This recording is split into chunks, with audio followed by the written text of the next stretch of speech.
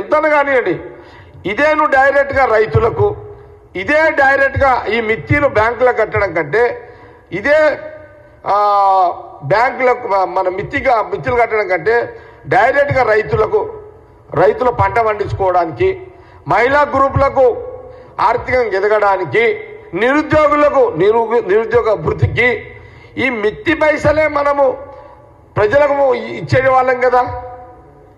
ఇప్పుడు ఈ మిత్తి వల్ల ఎవరు బాగుపడుతున్నారు? బ్యాంకులే కదా. ఈ జ్ఞానం లేని పరిపాలన కేసీఆర్ గారు చేయడము, ఇది తెలంగాణ ప్రజలు గమనించండి అని చెప్తున్నాం మేము. అంతే. ముఖ్యమంత్రి రేవంత్ రెడ్డి గారు దుబారా చేస్తలేరు.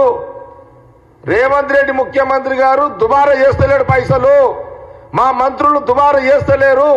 కాంగ్రెస్ గవర్నమెంట్ సంవత్సర కాలంలో ఎక్కడ డబ్బులు దుబారా చేస్తలేము, వేస్ట్ చేస్తలేము, ఖరాబ్ చేస్తలేము. మా దగ్గర గట్టిగా జవాబు ఉంది చెప్పడానికి. అరే 7 లక్షల కోట్లు నువ్వు అప్పు చేసి 40, 50, 60 వేల కోట్ల మిత్తిలు కట్టేటట్టు చేసి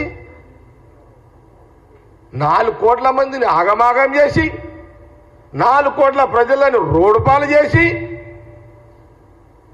4 కోట్ల తెలంగాణ ప్రజలను బజారు పాలు చేసి 4 కోట్ల ప్రజల యొక్క జీవితాలు బజారు పాలు చేసి బతుకు లేదు, భారం ఏంది ఇది? అపరిపాలన 10 ఏళ్ళు.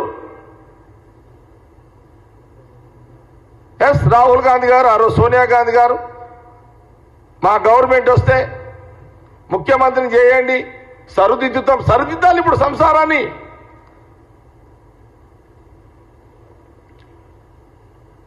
ఒకరోజు ఉత్తమ్ కుమార్ రెడ్డి గారు అన్నారు, ఆయన క్యాబినెట్ మినిస్టర్ కాగానే, అసలు ముఖ్యమంత్రి రేవంత్ రెడ్డి గారు సీఎం ప్రమాణం చేసినప్పుడు నేను అనుకుంటే అప్పటికి 1 లక్ష కోట్ల బిల్స్ అన్ని టేబుల్ మీద ఉన్నాయి. 1 లక్ష కోట్ల బిల్లులు ముఖ్యమంత్రి గారు రేవంత్ రెడ్డి గారు ఆయన 1 లక్ష కోట్లు బిల్స్ రెడీ చేసి దిగే ముందే అన్ని రాత్రి మొత్తం బిల్లులను రెడీ చేసుకొని అన్ని. ఇప్పుడు ఉత్తమ్ కుమార్ రెడ్డి గారు ఇరిగేషన్ మినిస్టర్, ఆయన అన్నాడు ఒకరోజు, ఉత్తమ్ కుమార్ రెడ్డి గారు అన్నారు, ప్రమాణ స్వీకారం చేసి ముంగడ కూర్చొని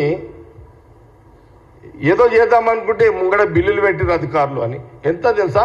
ఆ రోజు ఆయన అన్నాడు రికార్డు పరంగా 24,000 కోట్ల డ్యూస్ ఉత్తమ్ కుమార్ శాఖ పరంగా టేబుల్ మీద పెట్టారు.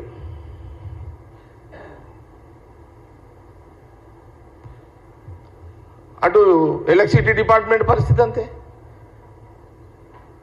రేషన్ షాప్లో సివిల్ సప్లై పరిస్థితి అంతే, హెచ్ఎండి మున్సిపాలిటీ అధోగతి చేసి పడేసారు.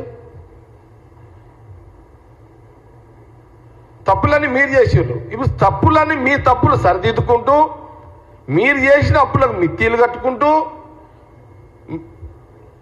మళ్ళా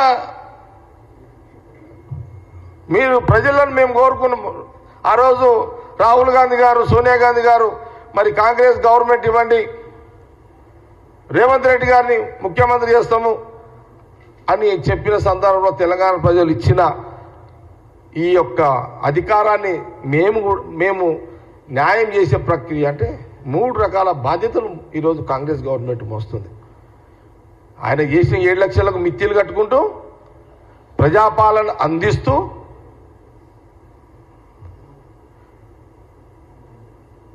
ఈరోజు నువ్వు నాలుక ఉంది కదా, నాలుక ఖర్చు లేదు, నీ నాలుక ఖర్చు లేదు. నీ నాలుక కేసీఆర్ గారు నాలుక ఏదంటే అది మాట్లాడుతూనే ఉంటుంది. దానికి ఆ నాలుకకు హద్దు లేదు. ఆ నాలుక కేసీఆర్ నాలుకకు హద్దు లేదు. తెలంగాణ ప్రజలను కేసీఆర్ గారు ఒక అందుకు చెప్పాలంటే చీటింగ్ చేసిండు, ఆయన మోసం చేసిండు.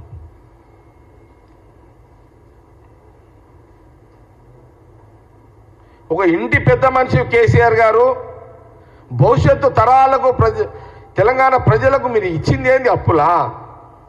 7 లక్షల కోట్ల అప్పులా? హరీష్ రావు అంటాడు మేము 1 లక్ష కోట్లు కాళేశ్వరం కట్టినామంటాడు.